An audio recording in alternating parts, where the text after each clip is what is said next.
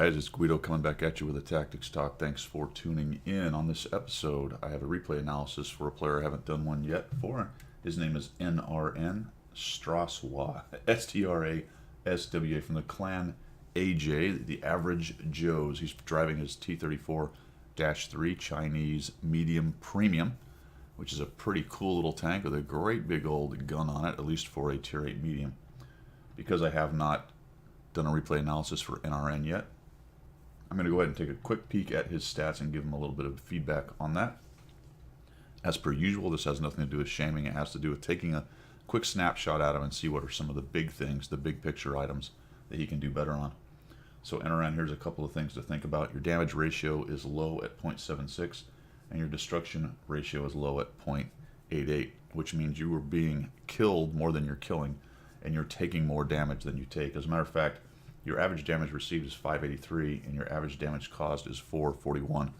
All three of those stats should strive to be a 1-for-1 trade or better, meaning that you do as much or more damage per game than you take, and that you at least kill one guy per game.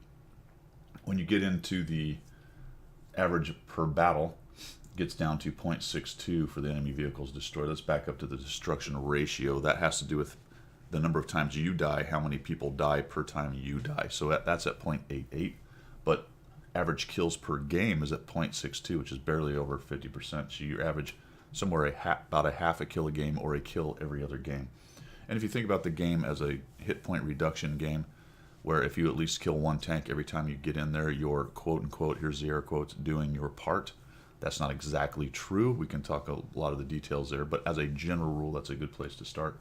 Then you're pretty far from that. So those are some things you want to think about. The question then becomes, how do I do that? Before we move on, your base defense points are 15,000, your base capture points are 10,000. This is actually a good thing. It sounds like you have the lesson of getting back to base more than pushing the enemy cap, and we're going to see a little bit of that in this game. So let's go here into the game then. We'll get started. You're actually platooned with a guy here. Another guy from your clan, actually two guys from your clan, didn't notice that the first time. I got Doomsday and Swell driving a Super and a Type 59. Good job on that. Those are all premium tanks. Premium with restricted matchmaker, which means you're not going to get drugged up into tier 10 battles. They are here in a 5-10, so not a terrible setup for them. So I asked the question, I gave you a couple pieces of information about your stats, and then said, all right, so how do we do this? Initially then, the big one is right off the bat positioning.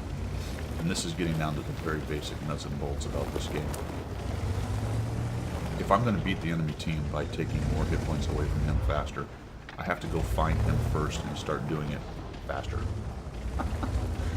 Being careful and preserving hit points is important, but being careful and preserving hit points with bad initial positioning while the enemy is engaged and your team starts losing hit points is bad. You've got something to work against here because you've got Batchat 25T sitting in the back, and the Sturv is in not a great position. There's not a lot of great Sturv positions on this map, but he's way in the back. If you take a look at the mini-map, then the next thing you need to do after position is pay attention to what's going on with your team.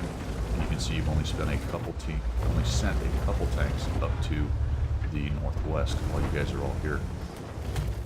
Let's talk about your specific decision to go right here. I don't like this at all. I would be up here with my two platoon mates. The reason you platoon is so that you have that synergy between more than one tank, and you guys can talk about it if you had voice comms, or at least work together and try to jump on two tanks that are clearly outnumbered over here. You got a 54E1 and a 34-3, and this goes back to the initial positioning, jumping on overextended enemy tanks and starting to win the hit point reduction war. So what am I saying? I'm saying you need to be up here with your platoon mates. This is an awful position for a T-34-3, T-34-3 right here. It's okay for the mill, but you certainly don't need two guys over here. The thing about positions like this is they are, to a large extent, situational. They can be a good spot to get initial shots. We'll keep going here on the video. They can be a good spot to get initial shots, but they're not always good spots to get initial shots. So sending more than one tank there really sort of hurts your team. We're going to come in here, and now we're going to start messing around with this Type 59. This is pretty typical of newer players. You see one guy, you get fixated on him, and we're just going to stare this guy down and hope that he drives out in front of my gun. He's back behind that ridge. There's obviously other guys shooting. There's artillery involved. More than likely, you're not going to get anything out of this guy. The only way to go get anything out of this guy is to push forward like the Bozo T-34 is and start getting wrecked by whatever is camping in the back. Oh, by the way, now we can tell that we have a serious issue up in the northwest. That was predictable. Why? Because you only showed up with about 2 red tanks down in the southeast. You only sent a couple up to the northwest, and the northwest is the important part of this map. Basically, your entire team misplayed this entire map, to include yourself down here futzing around in this hole. So we're going to come back across. That's good. All right, so that's something to build on. You had the SA, you saw it. I think you reacted reasonably soon, even if your initial positioning wasn't great. Now you're going to come back and try and see what you can do. Your team then, once they make a bad mistake in initial positioning, compounds the mistake by splitting up into some guys coming back and some idiots pushing to cap. This talks back to the reacting to the game, which is one of the 3 pillars. Pillars being initial positioning, reduce enemy hit points faster than they do, and reacting to the flow. Not a bad job in here, so I think you have some good stuff to work with as far as your individual maneuvering. Good job going for his pike nose. I don't know how he bounces his shot or misses, whatever he does.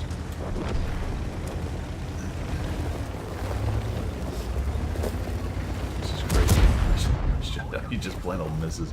You track this guy and you're doing a nice job circling. You got some friends helping you out. You can see that your team is being foolish. The guys that are pushing into the cap are starting to get rocked. Nice shot up under his armor right there. I was going to say you might want to go to heat right here, but not really a bad idea, because where you're placing the shots with your AP is avoiding the tracks. Heat would have been eaten by the tracks potentially on some of those shots, so not a bad job overall.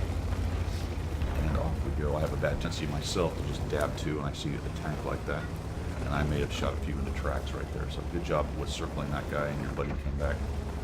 Now we've got a problem at cap, so I agree with this. Go clean this thing up. And right now, so we're doing a decent job, but we're behind, right? Take a look at the situation on the map. Take a look at the number of tanks and hit points. And you can tell that partly because of your initial positioning.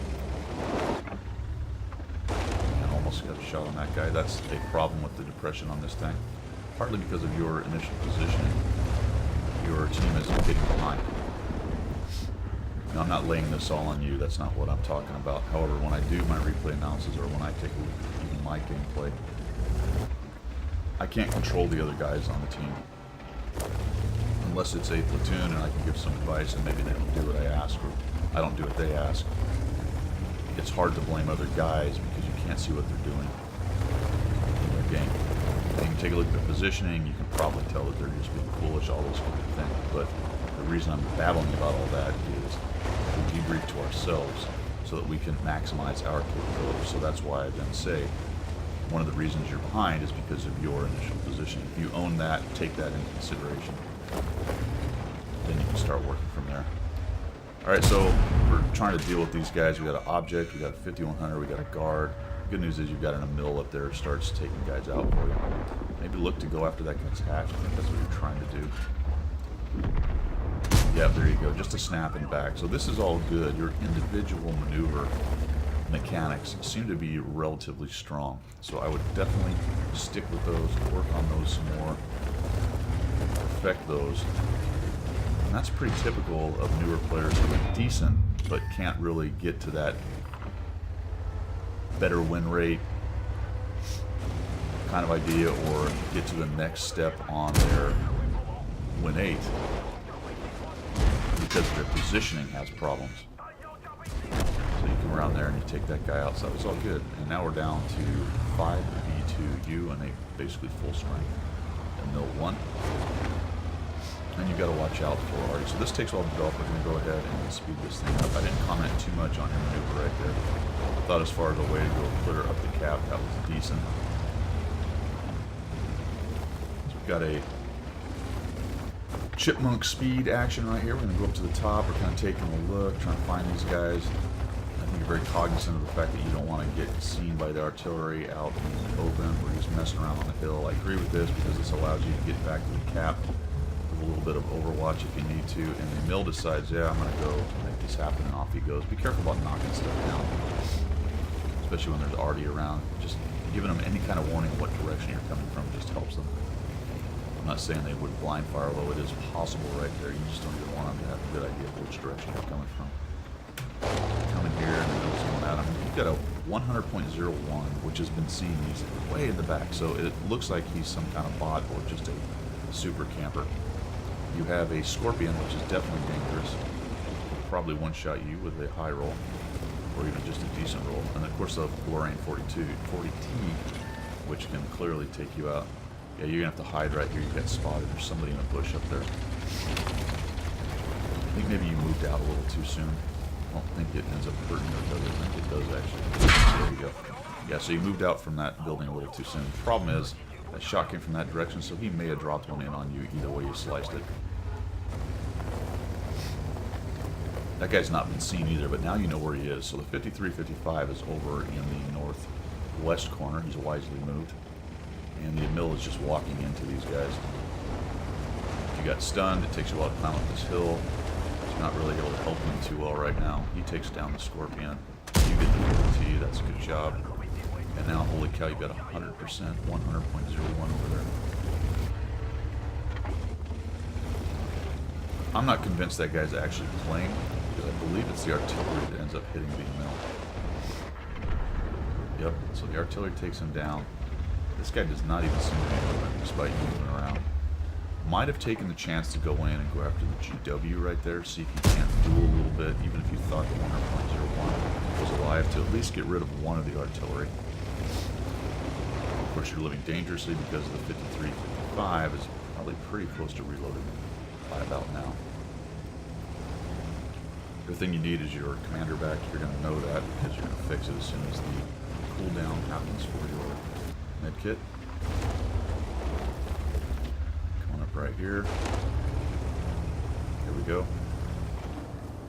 Nope, nope, that was for the repair kit. There's the med kit. Now you're back to 100% as far as your crew and modules go.